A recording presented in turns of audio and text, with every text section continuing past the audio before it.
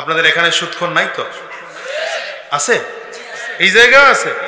ঘুষখোর, মদখোর, ক্যাসিনোখোর, আল্লাহ হেফাজত করুন। থাকলে অন্তত এইখান থেকে তওবা করে বিদায় হতে হবে। আমরা সুদ, ঘুষ, মদ, জুয়া এ জাতীয় হারাম কাজের সাথে যুক্ত থাকতে পারি? আসতে বলে পারি? রাগ করলেন ভাই? আমরা তো রবকে চিনি না, অথচ রবের প্রতি কাফির মুশরিকরা কেমন করে ঈমান আনে দেখেন।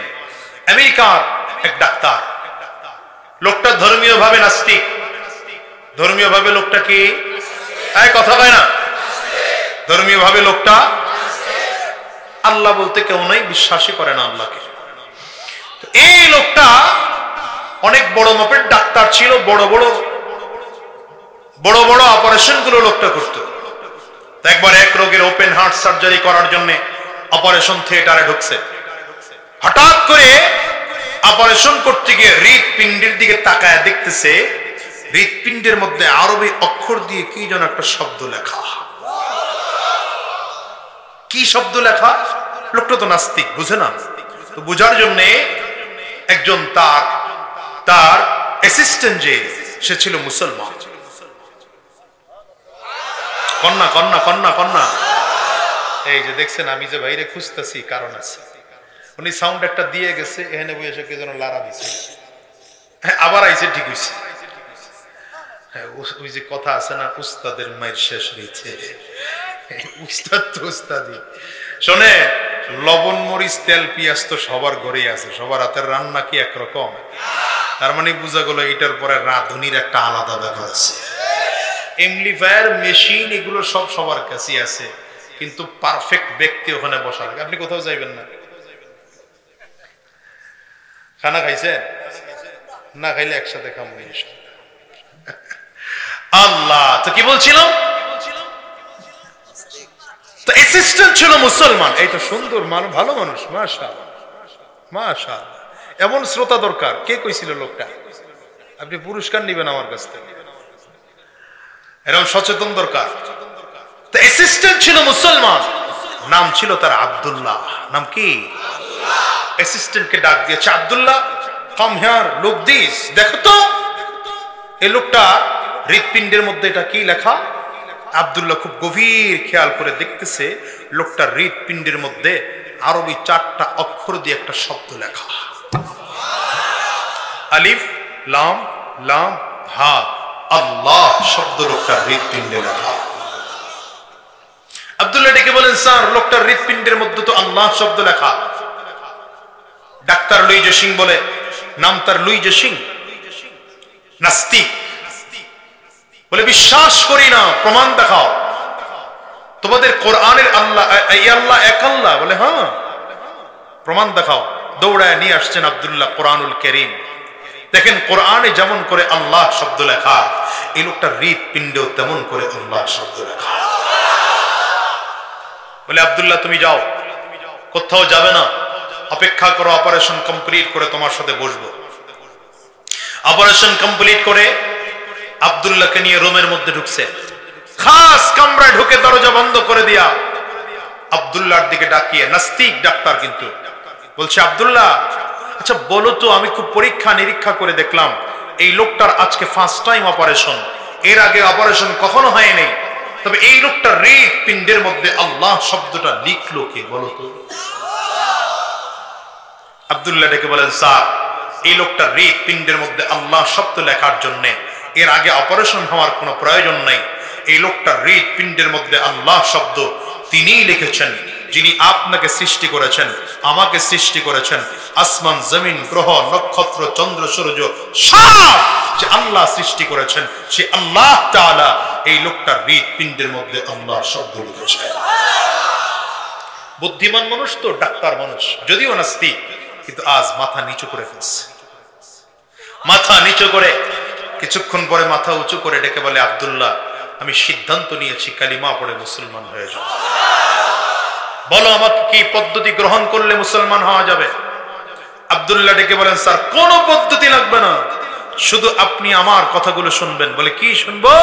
বলে, আমি আপনাকে সিস্টেম শিখিয়ে দিচ্ছি, এই পদ্ধতি অনুযায়ী গোসল করে পাক পবিত্র হইয়া পবিত্র কাপড় পরিধান করে জায়নামাজ বিছিয়ে কিবলামুখী বসবেন, আমি আপনারে কালিমা পড়িয়ে মুসলমান বানায় দেব। বাস আব্দুল্লাহর কথা অনুযায়ী ডাক্তার লুইজে সিং নাস্তিক মানুষ আজকে ওযু করার জন্য গিয়েছে, গোসল করার জন্য গিয়েছে, ইসলামের পদ্ধতি অনুযায়ী গোসল করে পাক পবিত্র হইয়া এবার পবিত্র কাপড় বিছায়া কিবলামুখী বসে গেছে।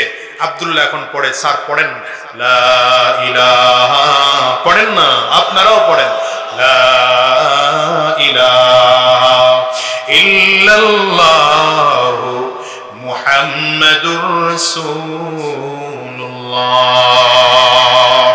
আশহাদু আল্লা ইলাহা ইল্লাল্লাহু ওয়া আশহাদু আন্না মুহাম্মাদান আবদুহু ওয়া রাসূলুহু। আল্লাহু আকবার, চিল্লায়া বলো। কালিমা পড়ে ডাক্তার লুইজে সিং মুসলমান হয়ে গেল। এবার ডেকে বলে, আব্দুল্লাহ শোনো, আমার এখন দায়িত্ব কি, বলো দায়িত্ব কি? আব্দুল্লাহ ডেকে বলেন, স্যার এখন আপনার দায়িত্ব হলো 5 ওয়াক্ত নামাজ আদায় করা, কারণ ঈমানের পরে দ্বিতীয় নম্বর কাজ হলো 5 ওয়াক্ত নামাজ আদায় করা। এই আব্দুল্লাহ, কেমন করে নামাজ পড়বো? জীবনে কোনোদিন নামাজ আমি পড়ি নাই, নামাজ কেমন করে পড়তে হয় জানি না। আব্দুল্লাহ ডেকে বলেন, স্যার টেনশন করবেন না, আমি যদি আপনার সাথে থাকি ধীরে ধীরে ধীরে ধীরে আপনারে নামাজের পদ্ধতি শিখিয়ে দেব। তবে আপাতত আপনাকে 2 রাকাত নামাজ কেমন করে পড়তে হয় আমি আপনাকে শিখিয়ে দিচ্ছি। বলে আব্দুল্লাহ ইমামতির মুসাল্লায় দাঁড়িয়েছেন, ডাক্তার লুইজে সিং পেছনে মুসল্লির মুসাল্লায় দাঁড়িয়েছেন। আব্দুল্লাহ ইমামতির মুসাল্লায় দাঁড়ায়া মালিকের দরবারে নামাজ পড়ার জন্য দাঁড়িয়েছেন। আল্লাহু আকবার বলে সূরাতুল ফাতিহা পড়তে আরম্ভ করেছেন। এই মজার তিলাওয়াত, সূরাতুল ফাতিহা তিলাওয়াত শেষ করে এইবার আবার সূরা মিলাইতে আরম্ভ করেছেন। মুসলমান রে বলেন তো, কোরআন তিলাওয়াতে মজা আছে না? আমি তো চ্যালেঞ্জ করে মাঝে মাঝে বলি, পৃথিবীর এমন কোন গান নাই যে গান 2-4 বার শোনার পরে আর ভালো লাগে। এই যুবকরা কথা কও না কেন? পৃথিবীতে এমন কোন কবিতা নাই যে কবিতা 2-4 বার শোনার পরে আর ভালো লাগে। কিন্তু আমার আল্লাহ পাকের কালাম এমন এক মজার কালাম, আমার এক মধুর কালাম, যতবার তিলাওয়াত করে ততবার মজা, যতবার শুনি ততবার মজা। বরঞ্চ হিসাব করে দেখবেন, এই যে 50-60 বছরের মুরব্বীরা এখানে বসা আছেন, ওনাদেরকে যদি প্রশ্ন করি, বাজার এই 50 বছর ধরে প্রতিদিন প্রতি রাকাত নামাজের মধ্যে একই সূরার তিলাওয়াত শুনতেছে, আপনার কাছে কি শুনতে খারাপ লাগে না? আল্লাহর বান্দা মুরব্বী বাজানরা উত্তর দিবে, না না না না, যতবার তিলাওয়াত শুনি ততবারই মজা। আমি এই জন্য বলি, আপনাদের মসজিদের ইমাম সাহেবের তিলাওয়াতে একরকম মজা, টাঙ্গাইল শহরের ইমাম সাহেবের তিলাওয়াতে আরেক রকম মজা, ঢাকায় চলে যাবেন ইমাম সাহেবের তিলাওয়াতে আরেক রকম মজা, ঢাকা জাতীয় মসজিদ বাইতুল মুকাররম মসজিদ ইমাম সাহেবের তিলাওয়াতে আরেক রকম মজা। যদি মদিনাতুল মুনাওয়ারায় যান, মদিনাতুল মুনাওয়ারার ইমাম সাহেবের তিলাওয়াতে আরেক রকম মজা। যদি কাবায় আমার মালিক কোনদিন আপনারে নিয়ে যায়, কাবার ইমাম সাহেবের তিলাওয়াতে আরেক রকম মজা। বিশেষ করে কাবার প্রধান ইমাম শেখ আব্দুর রহমান আস-সুদাই যখন তিলাওয়াত করেন, আমার কাছে মনে হয় আসমান থেকে আল্লাহর কালাম এই মুহূর্তে নাজিল হয়। ঠিক কিনা? চিল্লা খানা আলহামদুলিল্লাহি রাব্বিল আলামিন। কেমন করে তিলাওয়াত করে না? এখন তো আমার বয়স বাড়ছে, আগের মতো বাড়ি না, তবে এক সময় শেখ আব্দুর রহমান আস-সুদাইসের তিলাওয়াত নকল করার চেষ্টা করতাম, পারতাম মোটামুটি। এমন এক মধু আল্লাহ এই বান্দার কণ্ঠে দিছে, মনে হয় যেন আসমান থেকে এখন মাত্র আয়াত নাজিল হচ্ছে। একটু জিকির করেন, লা ইলাহা